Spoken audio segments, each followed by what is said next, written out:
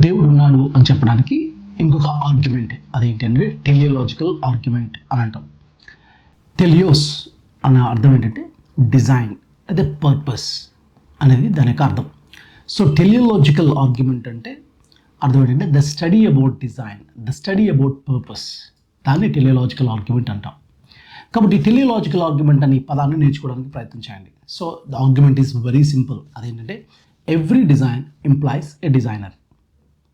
There is a great design in this universe. Therefore, there must be a great designer behind this universe. ఈ argument చాలా simple. అది ఎట్లా అంటే every design, ప్రతి design వెనకాల ఒక డిజైనర్ ఉంటాడు. ఈ విశ్వంలో పెద్ద డిజైన్ ఉంది, కాంప్లెక్స్ డిజైన్ ఉంది. కాబట్టి ఖచ్చితంగా ఈ విశ్వం వెనకాల ఒక డిజైనర్ ఉండాలి. ఆ డిజైనర్నే దేవుడు అంటున్నాం అనేది దీని యొక్క ఆర్గ్యుమెంట్. సో మీరు ఒక్కసారి జస్ట్ చూడండి, ఏ డిజైన్ అన్నా చూడండి. చివరికి ఒక చేతి మీద చాలామంది స్త్రీలు మెహందీ వేసుకుంటారు.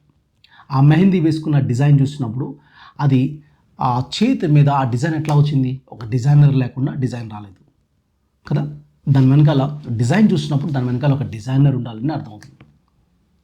సో ఒక సింపుల్ లాజిక్ దగ్గర అడుగుతూ ఉంటాం. ఫర్ ఎగ్జాంపుల్, మీరు బీచ్లో వెళ్తూ ఉన్నారు. బీచ్లో వెళ్తున్నప్పుడు బీచ్లో ఆ వేవ్స్కి, అంటే ఆ అలలకి బీచ్ ఒడ్డున కొంచెం చారులాగా ఏర్పడతాయి. దాని గల కారణం ఏంటంటే ఆ డిజైన్ వచ్చింది, ఒకే రకమైన డిజైన్ వచ్చింది. ఆ చార్లు అనేవి అన్ని చోట్ల ఒకలా ఉంటాయి. దేనివల్ల ఏర్పడినాయి ఆ చార్లు? వేవ్స్ వల్ల, అంటే ఆ అలల వల్ల ఏర్పడినాయి. ఆ డిజైన్ వేరు.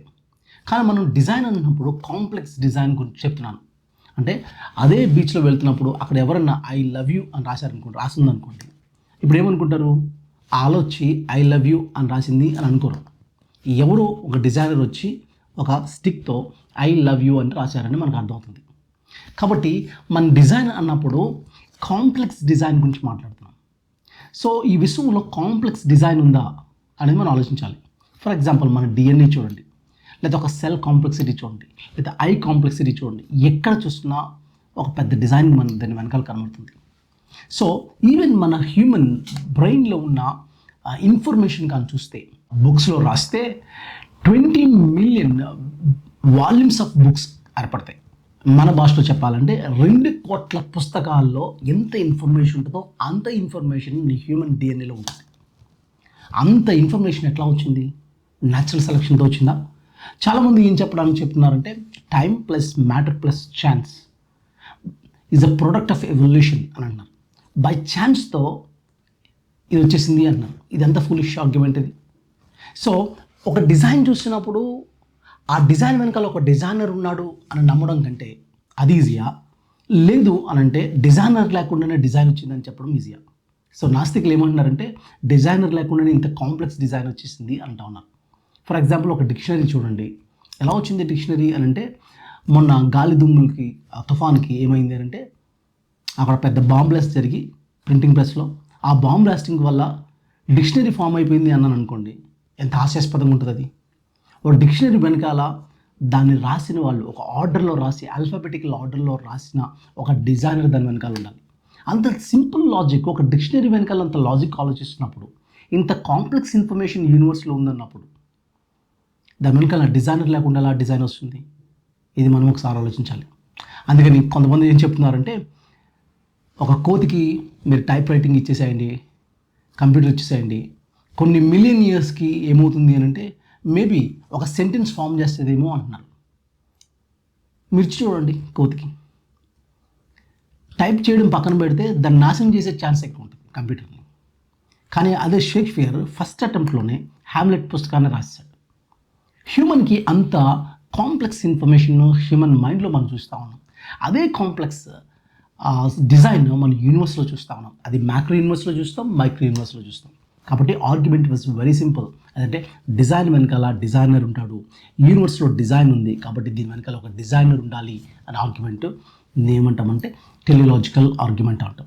అందుకని బైబిల్ ఏమంటుందంటే, నువ్వు నన్ను కలుగు చేసిన విధానం చూడగా నాకు భయమును ఆశ్చర్యం కలుగుతుంది. ఇంత డిజైన్ చూసినప్పుడు తెలిసి మనకేంటి వావ్ అని అంటాం. ఏంటి దీని వెనకాల? ఈరోజు దీన్ని ఏమంటున్నారంటే, యూనివర్స్ని ఏం చెప్పడానికి ట్రై చేస్తారంటే శాస్త్రవేత్తలు ఏమంటే ఫైన్ ట్యూన్డ్ యూనివర్స్ అంటున్నారు. అంటే ఫైన్ ట్యూన్డ్ యూనివర్స్ అంటే, ఫర్ ఎగ్జాంపుల్, ఒక చిన్న ఎగ్జాంపుల్, గ్రావిటీ G = 9.8 ఉంటుంది భూమి మీద. ఆ గ్రావిటీని ఒక ఒక స్కాలర్, ఒక సైంటిస్ట్ ఏమంటాడంటే, ఇమాజిన్ ఎ స్కేల్, ఒక స్కేల్ని ఊహించండి. అది ఎంత పెద్ద స్కేల్ ఉండాలంటే 40 బిలియన్ లైట్ ఇయర్స్ అంత స్కేల్ ఊహించండి. అంటే కాంతి సెకండ్కి 3 లక్షల కిలోమీటర్లు ట్రావెల్ చేస్తుంది. గంటకి ఎన్ని సెకండ్లు ఉంటాయి? 3600 సెకండ్లు ఉంటాయి. అలాంటిది సంవత్సరానికి ఎన్ని సెకండ్లు ఉంటాయి? అలాంటిది ఒక్క సంవత్సరానికి ఎన్ని సెకండ్లు ఉంటాయి? అన్నీ ఇంటూ 3 లక్షల కిలోమీటర్లని ఏమంటామంటే ఒక కాంతి సంవత్సరం అంటాం, ఒక లైట్ ఇయర్ అంటాం. అలాంటిది 40 బిలియన్ లైట్ ఇయర్స్ అంటే అర్థం ఏంటంటే 400 కోట్ల సంవత్సరాలకి ఎన్ని సెకండ్లు ఉంటాయి? అన్ని సెకండ్లు ఇంటూ 3 లక్షల కిలోమీటర్లు ఉండే అంత స్కేల్ మీరు ఊహిస్తే, అంత స్కేల్ మీద మన భూమి కనీసం ఒక నలకలకు కూడా కనబడదు. అంత స్కేల్ మీద భూమి కనబడినప్పుడు అంత స్కేల్ మీద ఒక ఇంచుని మీరు ఊహించగలరా? నథింగ్ అనిపిస్తుంది. కానీ గ్రావిటీ కాన్స్టెంట్గా ఉన్న, ఎక్కడో కాన్స్టెంట్గా ఉన్న గ్రావిటీని అంత స్కేల్లో ఒక 1 ఇంచ్ కానీ పక్కన పెడితే, మారిస్తే యూనివర్స్ కొలాప్స్ అయిపోతుంది. భూమి మీద టెంపరేచర్ 40,000 డిగ్రీ సెంటిగ్రేడ్ అవుతుందంట.